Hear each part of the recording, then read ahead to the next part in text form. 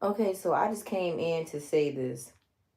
I've been having a challenging time the last couple days, and I didn't know what it was about, and my feeling was just off. Then my body started feeling peculiar. And I was just like, man, I just feel off. And today I woke up with a very heavy feeling. But I had one of those, encounters last night. And I really don't know what the professional word is for it. That's why I just call it encounters slash experiences. So anyway, I didn't do my workout this morning and I couldn't push myself to do it. So I took a mental break earlier and I ran out and got my nails done just to get out the house. Something just kept saying, get out the house, get some fresh air. So I went out, got my nails done, and just kind of rolled around and came back. Long story short, I said, let me go ahead and do this workout. But I can't, I felt this pressure on me. Like, if it makes sense, like an invisible pressure. I was walking on the treadmill, got off, posted that video, that little short for y'all. And then I was sitting on my weight bench. I was getting ready to lift some more weights. And I just felt very heavy and numb. And so I said, well, let me check on Facebook and see if the coupon lady posts some stuff. And I clicked on post on my Facebook, my family Facebook, and I saw pictures of my sister. And that's when it hit me. Death has a way of speaking to us when we don't grieve death properly. My sister would have been 55 this week, but she left this earth early. And then I started feeling some sort of way all over again when I realized, dang, as I felt this presence around me, but it just felt, different. Like a weight was on me, pressure. So anyway, as I sat there on the bench, I couldn't really move. I was just looking at her pictures and, of course, some tears shed. Y'all, then I got mad. I'm not gonna lie. I got mad. I got pissed off. I thought about the year my sister died, and I probably have been sounding like a little racist lately, um, saying stuff, with me making comments and questions towards white women or non-black women. I thought about the year my sister died, and when this person that I thought I knew, this person sent fake people into my life to play on me because that was a vulnerable time.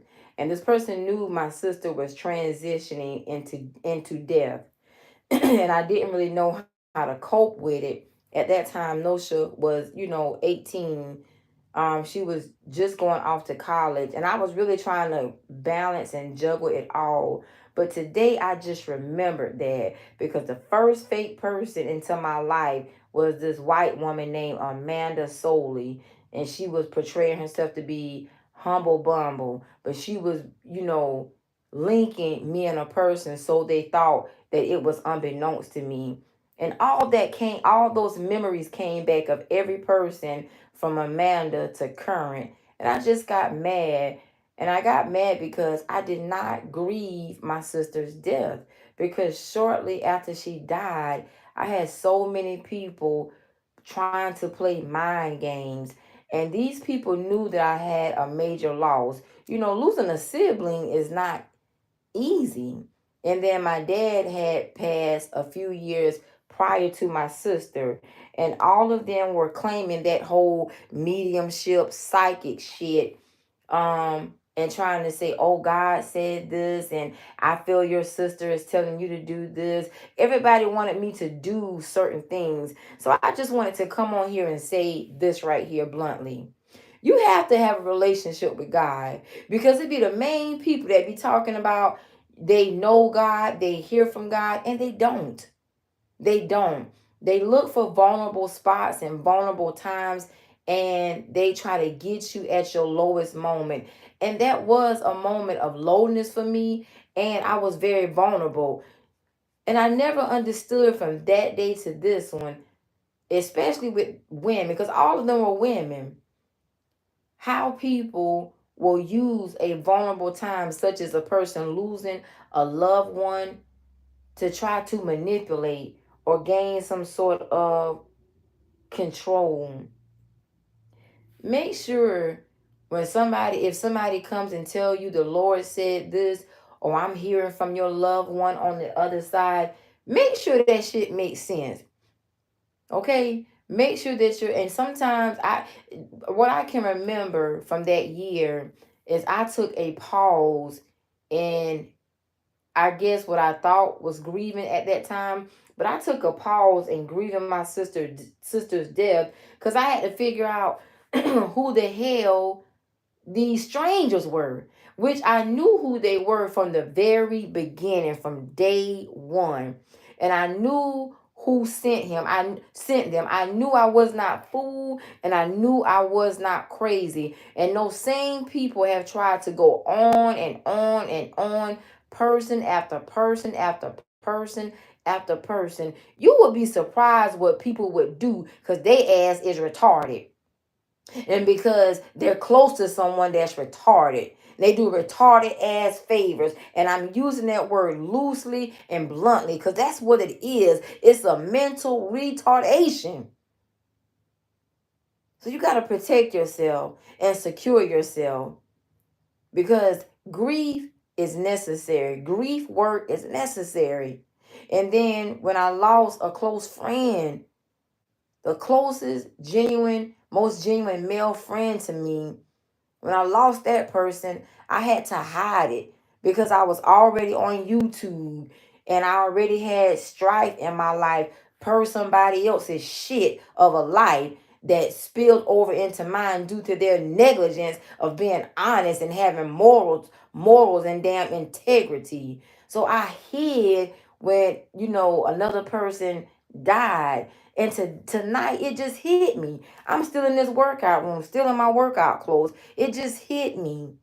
So, ladies, I just want to say, protect yourself, but also take time to grieve when you lose a person.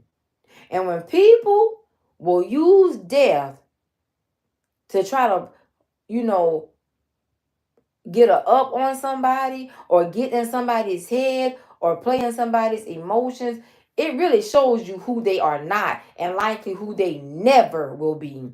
I would never look at them trashy white ass women as anything good, period, point blank. I would never look at the black bitches as anything good, period, point blank. And I definitely would never look at the sender as anything good, period, point blank. So take your time and grieve. People show us who they are and the various forms of them. And it's a process in accepting. But when you got to accept something, try your best not to reject something you need to accept. Because at the same time, that's probably what's holding you up from grieving. One thing about my life that I will honestly openly say, the things that I hide them intentionally, because there's always somebody watching due to one person being a liar, a disgusting effing liar. I can't think of not one damn good thing to say about the person.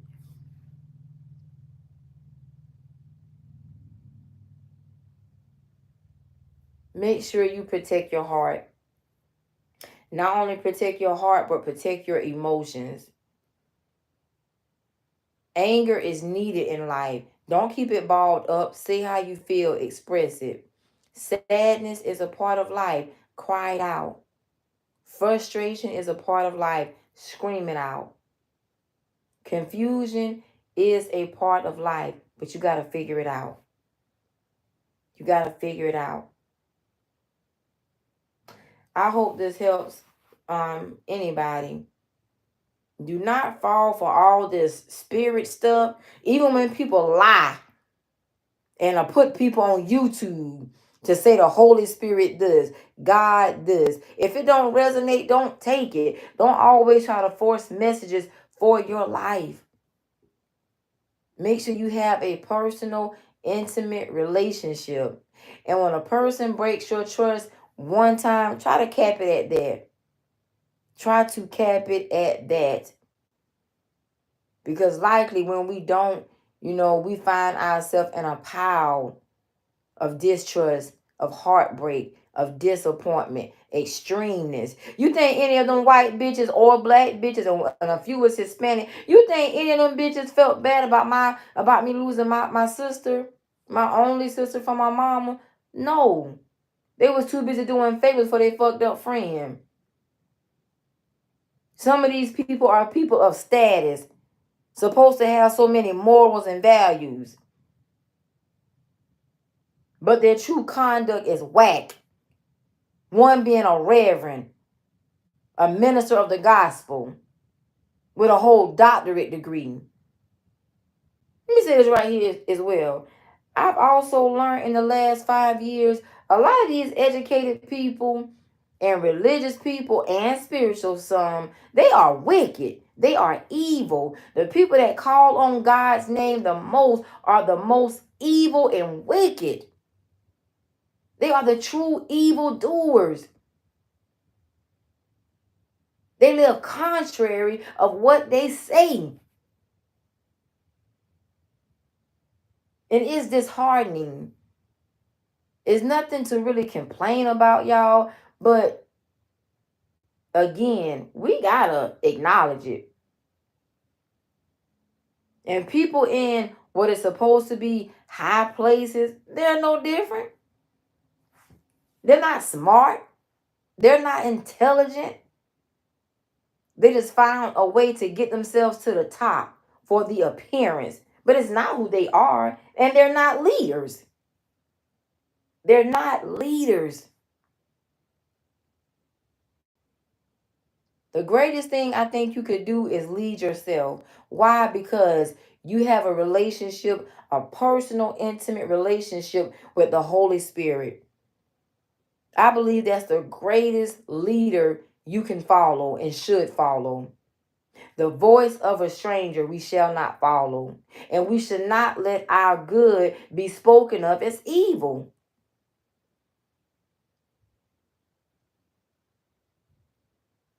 You ladies have a good night. I'm going to get up and take this shower. Am I still mad? Yes. I know people speak on forgiveness, but sometimes forgiveness are lengthy processes. And to be honest, sometimes we don't want to forgive. And sometimes we just do not want to be bothered with shitty people. And I don't think there's anything wrong with saying that, me personally. You can never forget what a person did, tried to do, or because of them, things happen to you. You can never forget. There is no black magic. There is no witchcraft that'll make you forget the ill intentions of a person.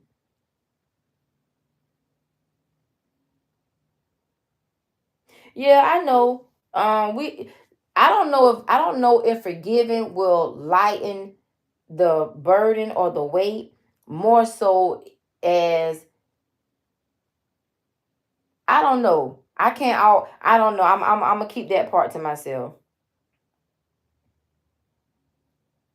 Yeah, but find your own place in forgiveness. But just know, when you find yourself for having a challenging time forgiving a person, more than likely it's because it's a deeper offense or many offenses.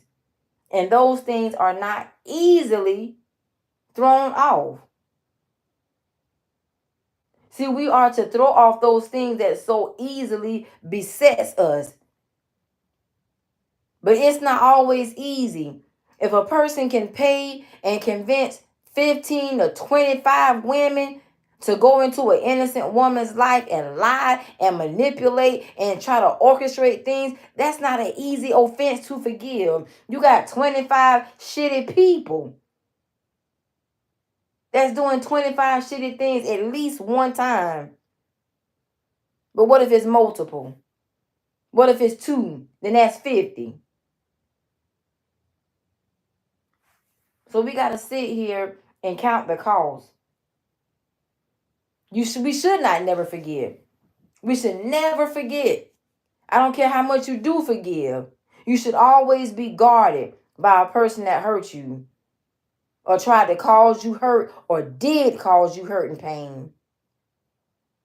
While we over here, let me say this right here. I want to say something to women that go out and troll other women for whatever reason about another man. If that other woman ain't sleeping with that man, trust me, he's not in her heart. You need to understand that. If it's been years that she's not slept with him, the feeling is not there.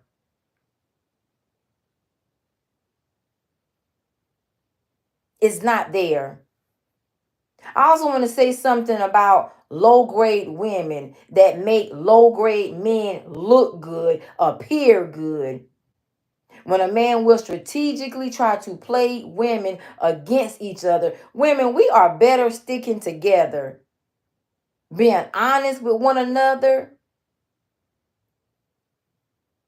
and even outsmarting him.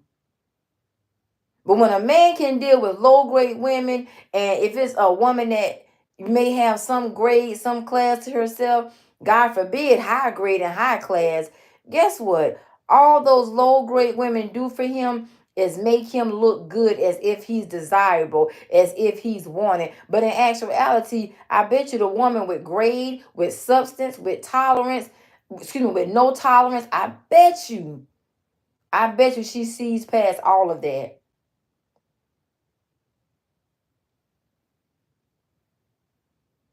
So I just want to say, when you get your ass out here in these situationships, use some common sense. If you find out about another woman, just tell her. And likely, she'll keep it a band with you if you keep it a band with her. Nobody wants these guys playing games. And nobody is into making a lame have fame. And once a woman is grown and she realizes that a man is on the same old BS, using women to try to cause strife between them, a woman ain't gonna want that dude. Be for real. Why would you be comfortable going towards her, trying to play with her? Why would you be comfortable trying to help your friend keep up shit? Men don't have backbones because they never have been reared to have one. And they've never been in a position until they meet a real grown ass woman. Men don't play games. I think as boys, we call these people men because of their age. It's just a number. But they're not men. Their actions show everything but that.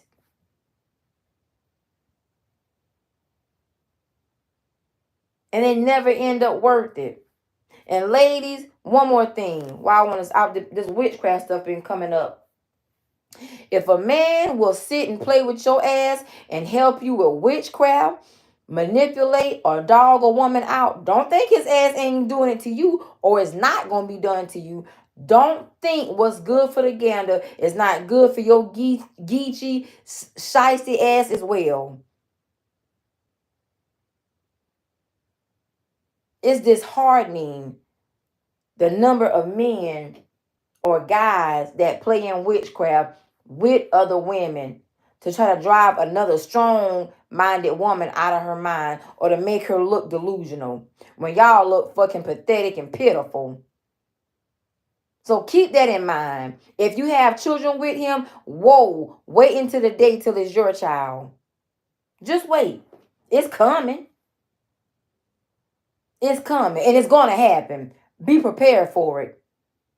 Wait until the day somebody runs your child ass over. It's going to be 3 times worse than what you and that man did to that woman. All of you all that love to bully, that's why your kids are set on generational curses.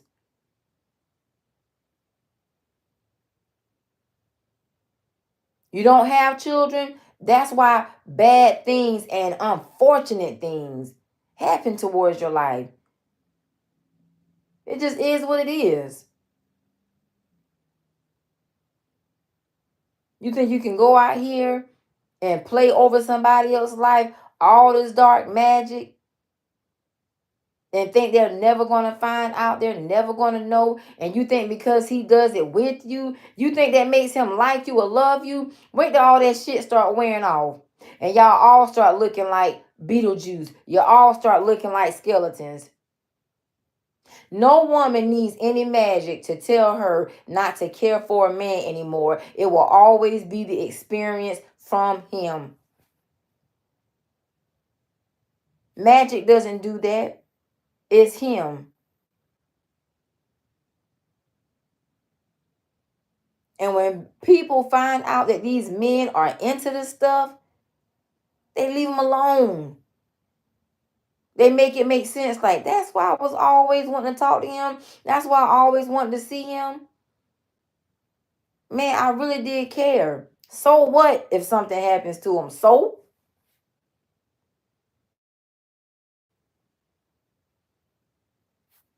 peace and blessings. Great day. Y'all have a good night. Namaste.